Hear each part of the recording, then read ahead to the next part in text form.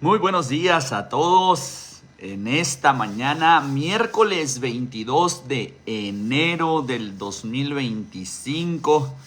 Aquí transmitiendo desde Nogales, Sonora, para toda la comunidad de BN3 y todos nuestros amigos que se van a conectar durante la mañana. Es un gusto saludarlos. Estamos a -1 grado centígrado, así es que abríguese bien. Hay vientos que están corriendo, lo que hacen que la sensación térmica se sienta más fuerte. Qué gusto saludarlos en esta mañana.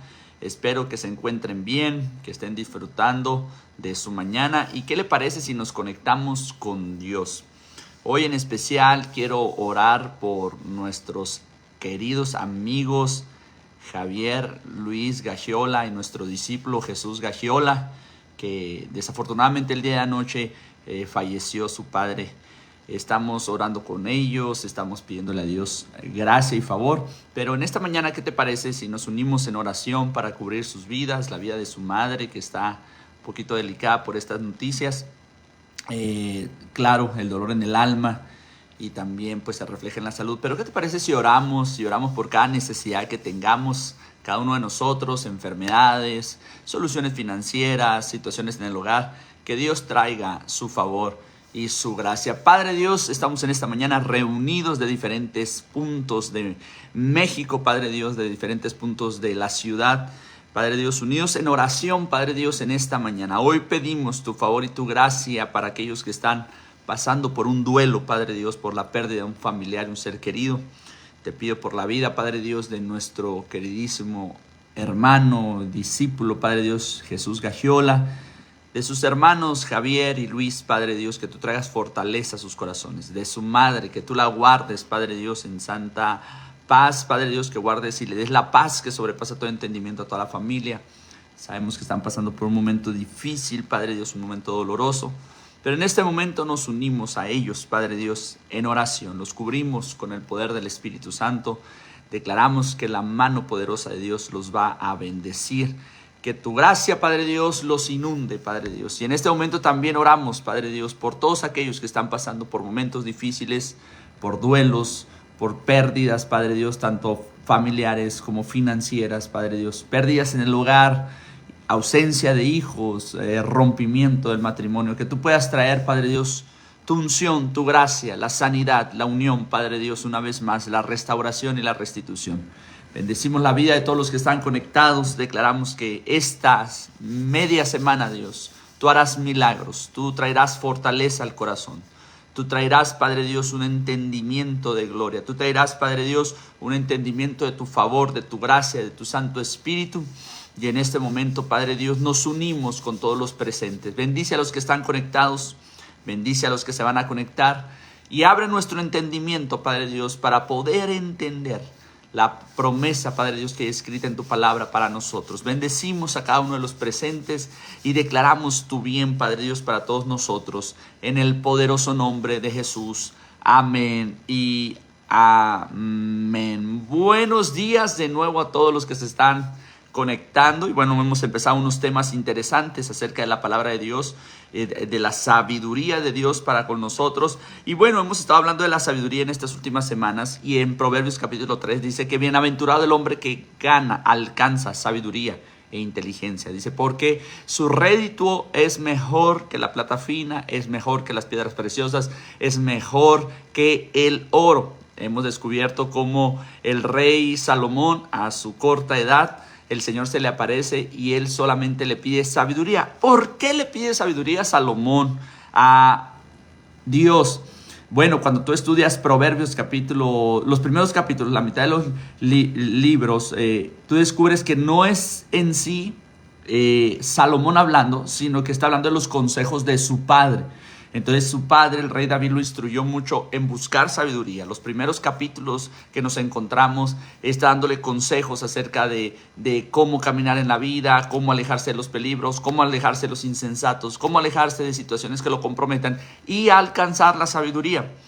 Fueron todas esas enseñanzas que estableció David que llevaron un punto de inflexión en la vida de Salomón, a que cuando tuvo la oportunidad de pedir algo a Dios, él pidió sabiduría. Si nosotros podemos aprender de esa petición y podemos pedirle a Dios sabiduría, nuestras vidas trascenderán en muchas áreas, porque el Dios le dijo a el rey Salomón: por cuanto no me pediste la vida de tus enemigos, por cuanto no me pediste riquezas, porque no me pediste largura de días, porque no me pediste fama, dice, te daré sabiduría y aún lo que no me pediste te lo daré. ¿Por qué? Porque entendemos en Proverbios capítulo 8, la capacidad que tiene la sabiduría. Dice: por mí gobiernan los reyes, en mí está el poder, yo soy el que doy buena fama.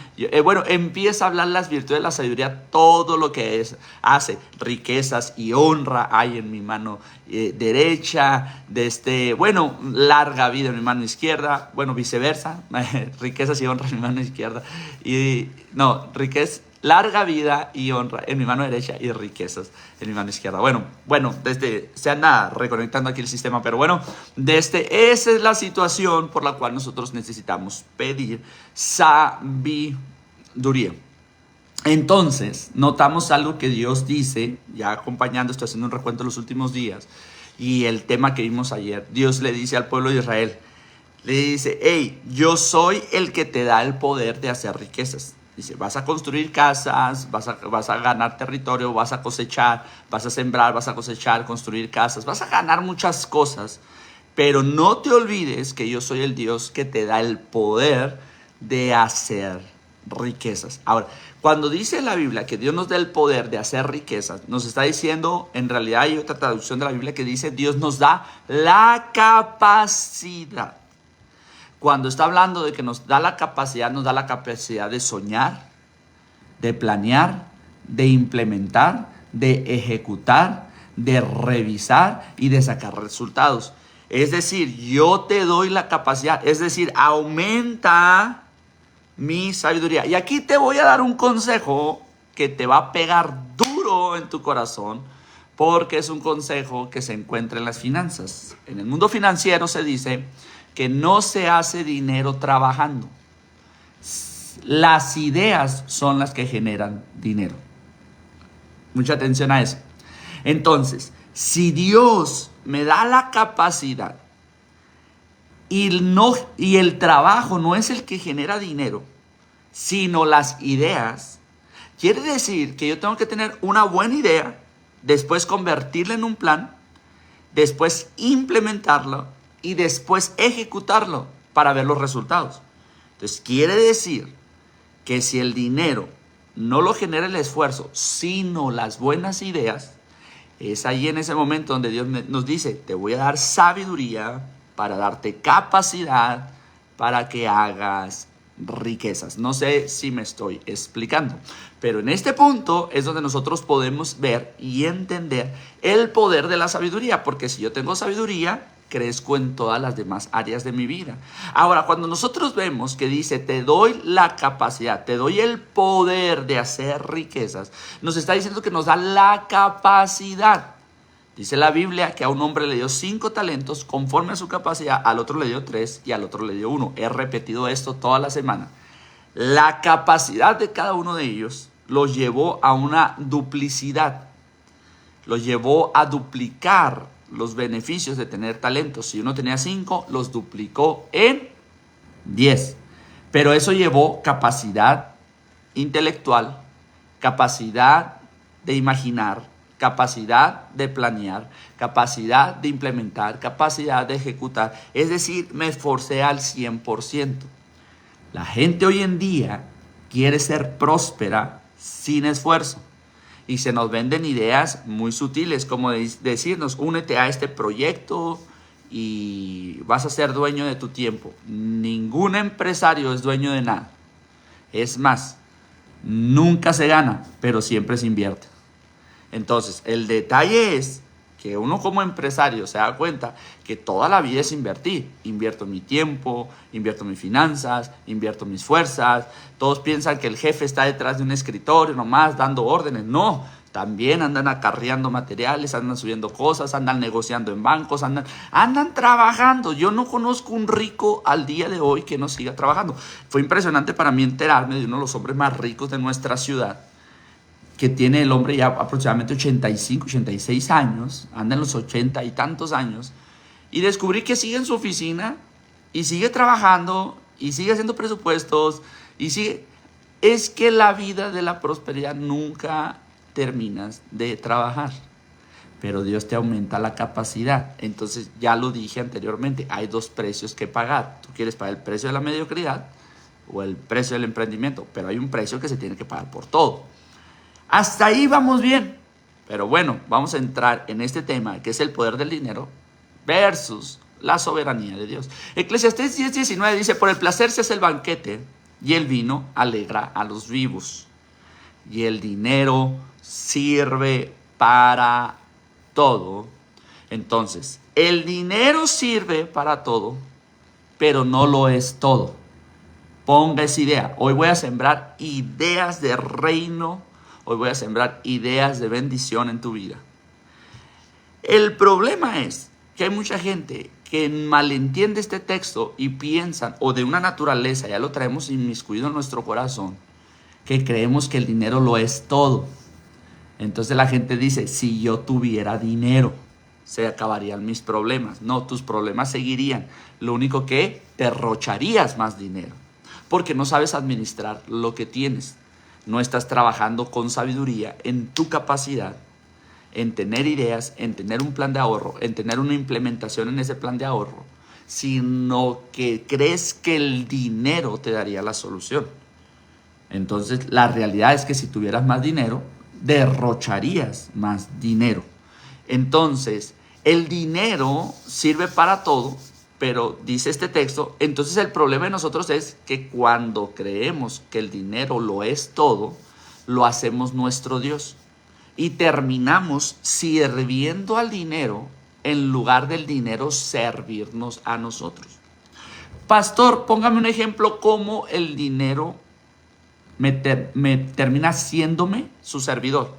Pues, denme un ejemplo de cómo el dinero termina haciéndome su servidor. Supongamos, yo tengo planeadas unas vacaciones. ¿Las vacaciones para qué son? Para irme a descansar. Entonces el detalle es que en ese momento yo voy, ¿sí? Y empiezo a trabajar los últimos 6 meses de mi vida y estoy correteando recursos para esas vacaciones que quiero y estoy trabajando con ahínco, estoy trabajando con esfuerzo, metiendo horas extras, chambeando todo lo que puedo porque quiero pagar ese viaje y me descapitalizo de todo lo demás.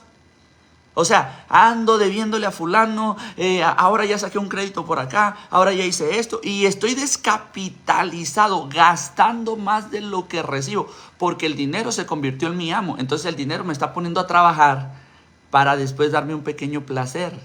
El problema es que voy y me doy ese pequeño placer y cuando regreso sigo con las deudas, sigo con los préstamos, sigo con los créditos, porque no puse el dinero a trabajarlo para mí, sino que terminé yo trabajando para el dinero. Ese es el detalle cuando hago al dinero mi Dios. ¿Estamos hasta ahí bien? Ahora, nótate, suelto una bomba. Prepárense, porque esto suena hasta antiteológico. Cuando el dinero, sí, es mi Dios, me pone a servirlo a Él. Cuando no es mi Dios, ¿estamos hasta ahí bien? Cuando no es mi Dios, me sirve a mí. Ahora, nótate esto.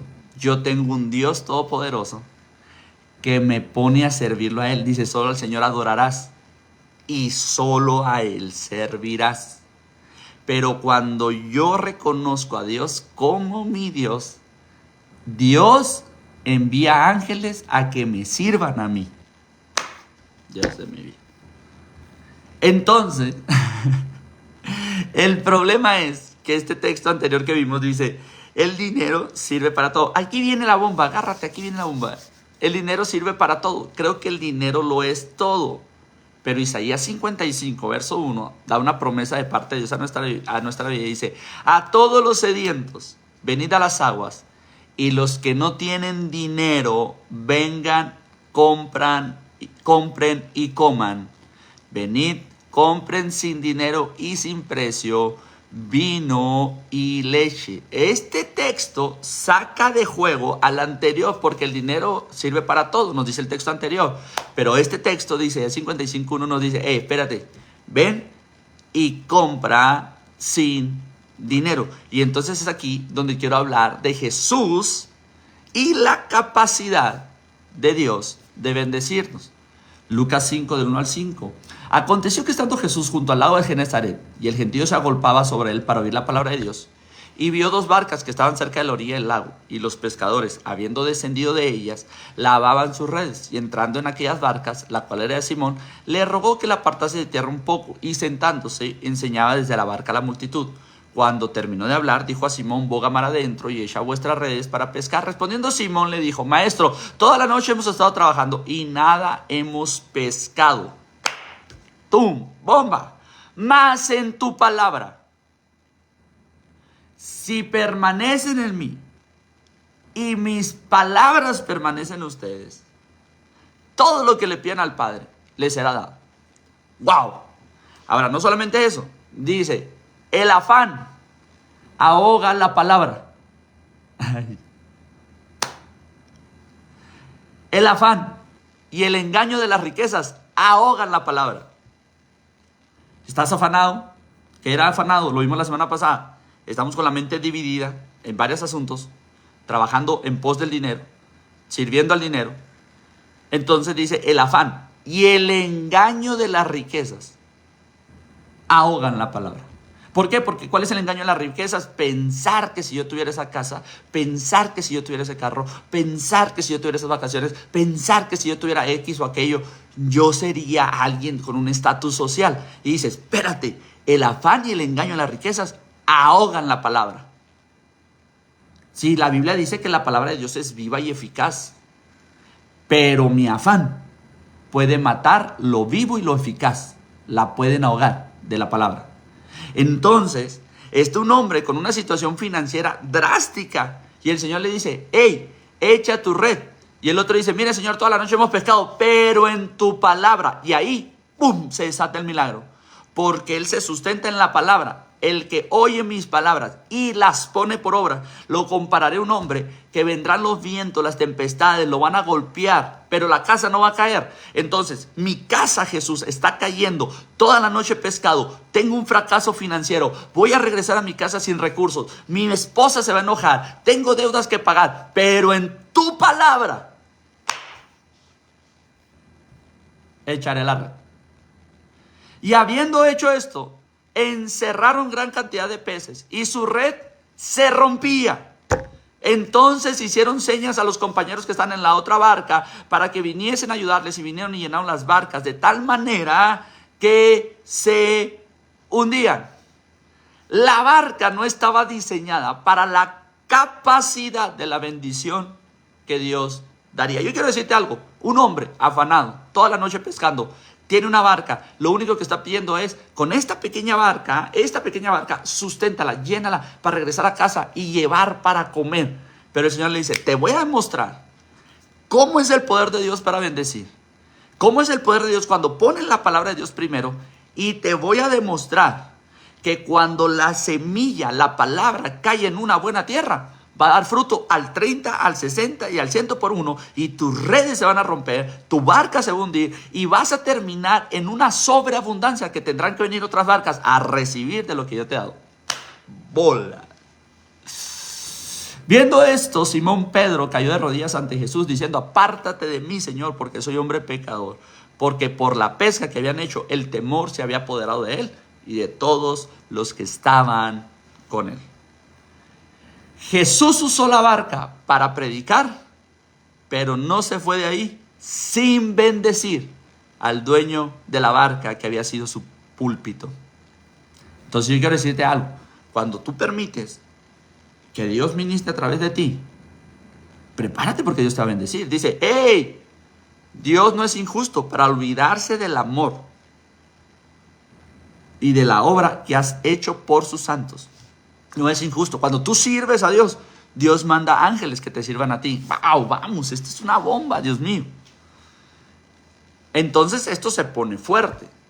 Entonces, ¿por qué los hijos de Dios estamos afanados detrás del dinero? ¿Por qué los hijos de Dios andamos sirviendo al dinero? ¿Por qué los hijos de Dios andamos de deuda tras deuda? Andamos correteando, como dicen por ahí, la chuleta, ¿no? Correteando el chivito para comer. ¿Por qué estamos viendo esta situación cuando nuestro Dios nos puede bendecir aún más? ¿Sabes por qué? porque el afán y el engaño a las riquezas están ahogando las semillas de Dios para bendecirnos. ¿Cuál fue la promesa de Dios que le dio a Abraham?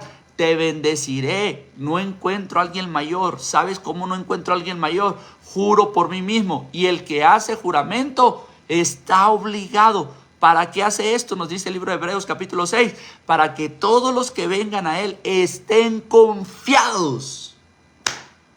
Dios de mi vida, ¿cuándo perdiste la confianza en Dios? ¿Cuándo perdiste la confianza en que Dios te iba a sustentar? ¿Cuándo perdiste la confianza en que Dios iba a hacer milagros poderosos en tu vida? ¿Cuándo?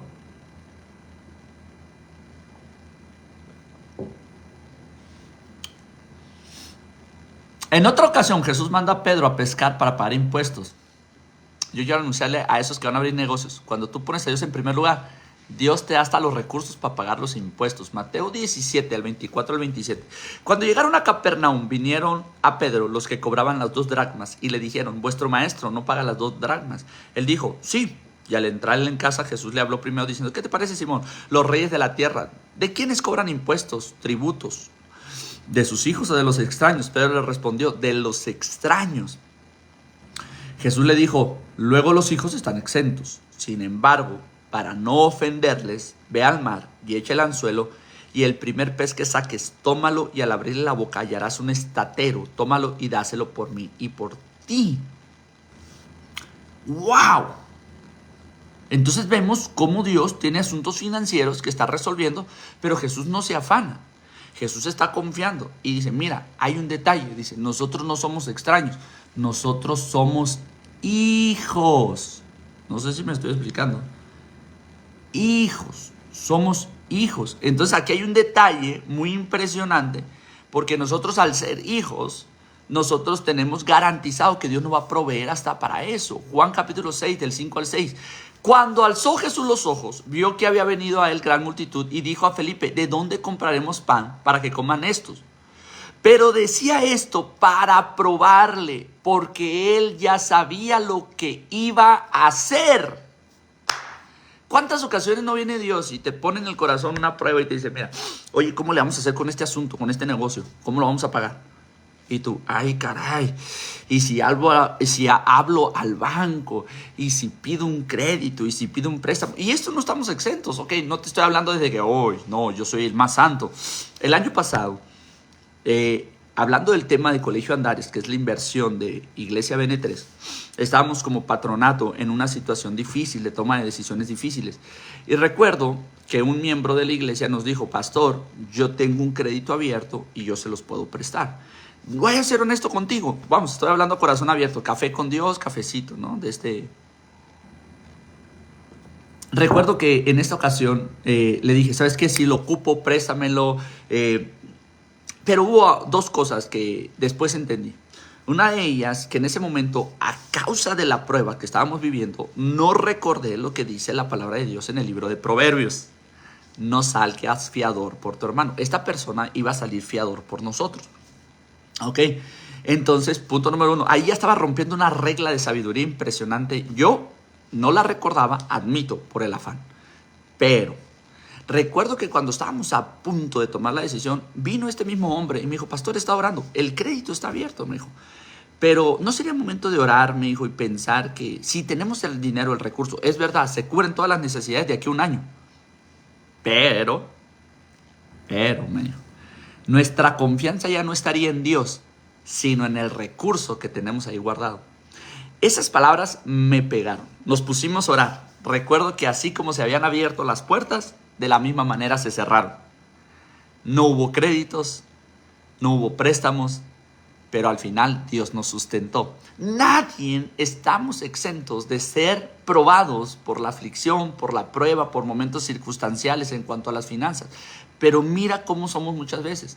Ponemos tanta nuestra confianza en el dinero que creemos que el dinero nos dará salud, sanidad, vida, cuando esas son cosas que le pertenecen a Dios. Es que si yo tuviera dinero, el mejor hospital para mi enfermo. Es que si yo tuviera dinero, los mejores médicos.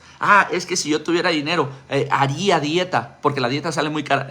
No, salud, vida, son cuestiones que le pertenecen a Dios, pero se las atribuimos al dinero.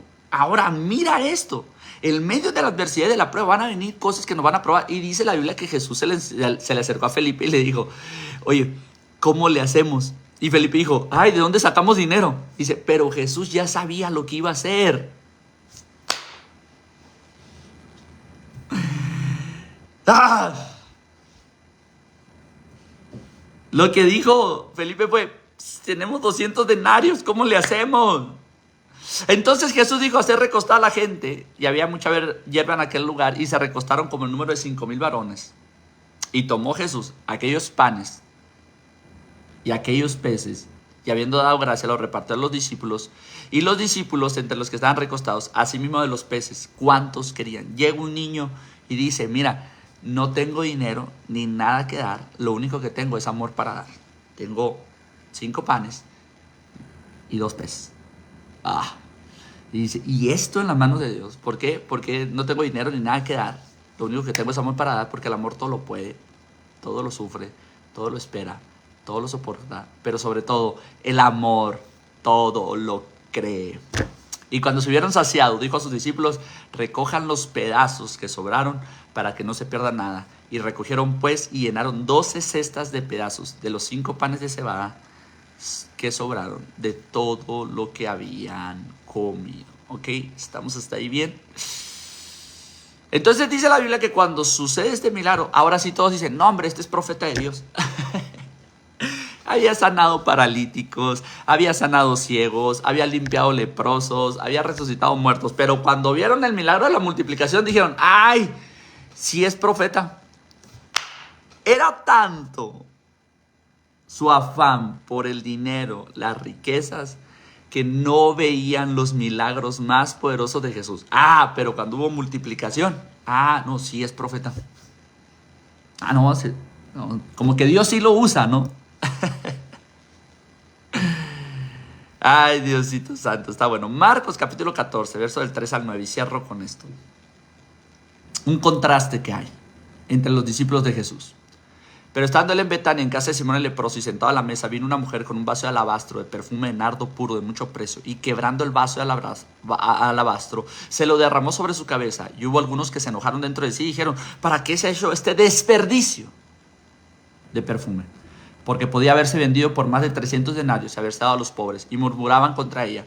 Pero Jesús dijo, déjenla, ¿por qué la molestan?